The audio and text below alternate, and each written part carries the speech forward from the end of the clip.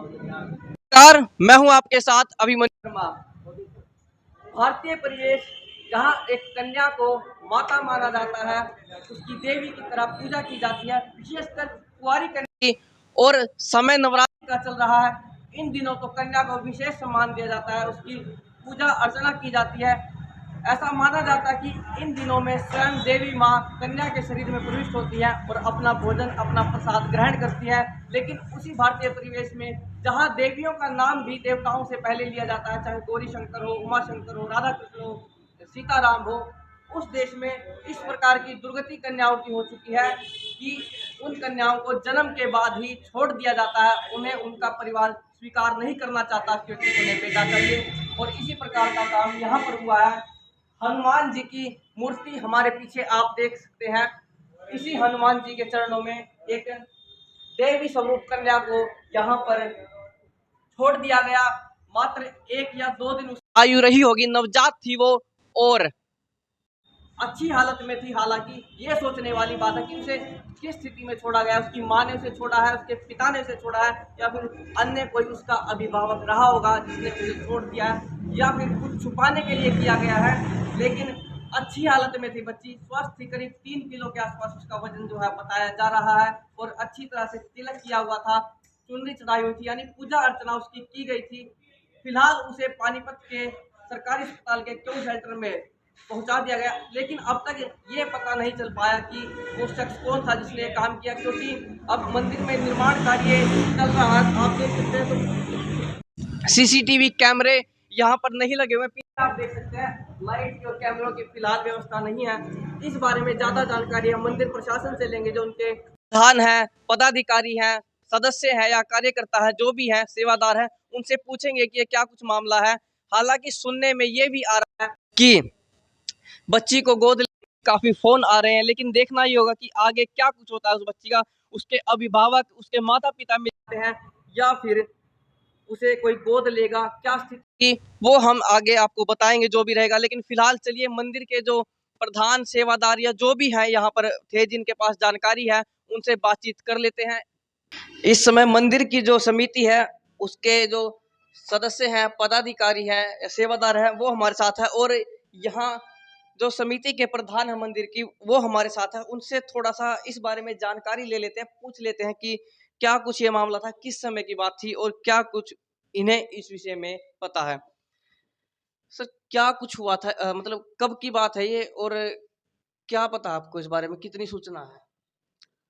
हमारे मंदिर की रामलीला 14 तारीख से चल रही है, 14 अक्टूबर से चल रही है, और 9 बजे हमारी रामलीला की प्रार्थना रोज हो जाती है। इस नाते हम 8:30 बजे के आसपास मंदिर में आ जाते हैं।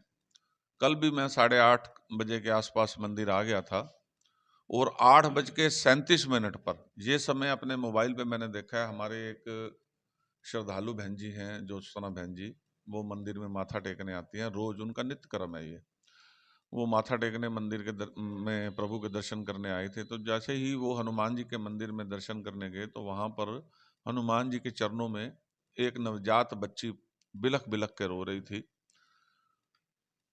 तो उन्होंने मुझे फोन किया, तो मैं 1 मिनट में मंदिर में आ गया। तो आके देखा बच्ची रो रही है, तो मैंने कहा सबसे पहले बच्ची को तो गोद में उठाओ। बच्ची को गोद में उठाया गया। बच्ची को जब गले लगाया ज्योत्सना बहन जी ने, तो बच्ची चुप हो गई। बच्ची के लिए फीडर मंगाई गई, दूध की व्यवस्था की गई, और उसी समय एसएचओ माल्टोन को फोन कर दिया गया कि ऐसे ऐसे मंदिर में हुआ है। तो एसएचओ की टीम 5 से 10 मिनट के बीच मंदिर में आ गई। तो उसके बाद हमने पुलिस को रिटर्न में एप्लीकेशन दे दी और एफआईआर दर्ज करवा दी अज्ञात के खिलाफ।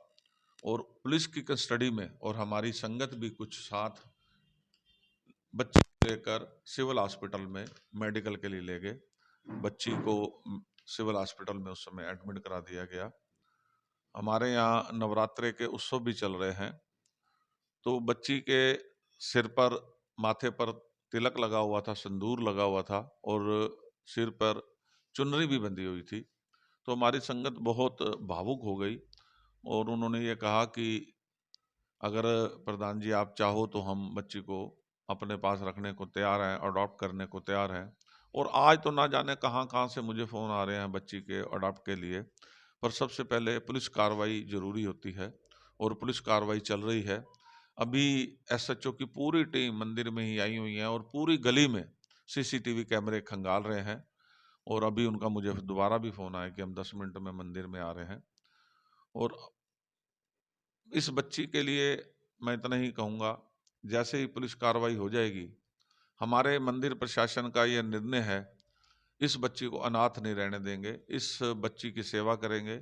अगर इसके वारिस 2-4 दिन में सामने ना आए, तो इस बच्ची को 101% अनाथ नहीं रहने देंगे और मंदिर प्रशासन इसके लिए अवश्य कोई निर्णय लेगा।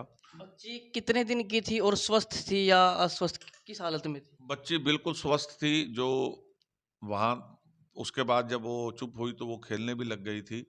बच्ची 1 या 2 दिन की लग रही है, हद 3 दिन की हो सकती है।